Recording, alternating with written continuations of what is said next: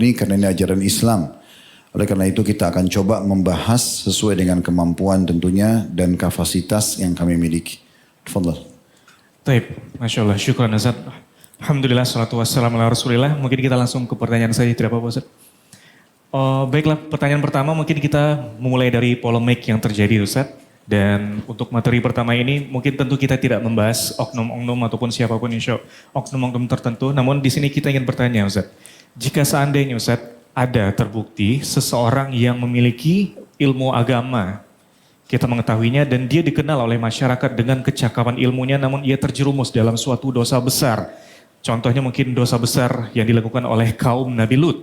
Apakah ilmu beliau itu masih boleh kita ambil atau kita pelajari Ustaz? Dan satu pertanyaan terakhir lagi terkait ini, bagaimana cara membentengi akidah umat Islam agar tidak tersesat karena figur yang selama ini mereka panuti ternyata melakukan penyimpangan seperti ini? Bagaimana menurut antum Ustaz?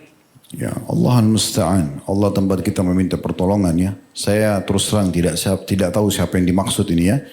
Tapi umumnya orang yang melakukan pelanggaran agama sementara dia faham agama, dia adalah figur yang dijadikan rujukan oleh kaum muslimin, apakah seorang dai atau alim, itu pelanggarannya jauh lebih berat di sisi Allah Subhanahu wa taala.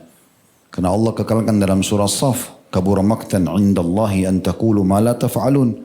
Sungguh berat di sisi Allah kamu mengerjakan apa yang kamu tidak lakukan, atau mungkin pemahaman sebaliknya, yaitu mengerjakan apa yang justru diketahui.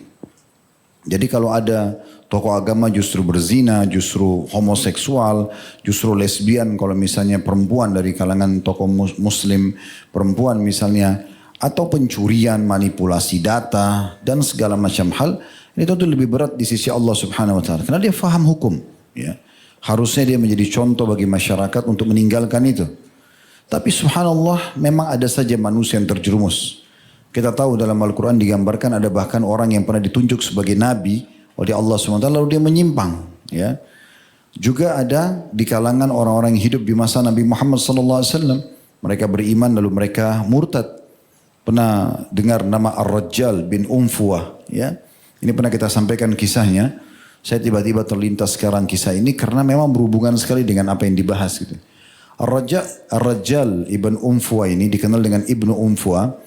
Itu mengambil Al-Quran langsung dari Nabi SAW dan belajar menjadi murid utamanya Ubay bin Ka'ab.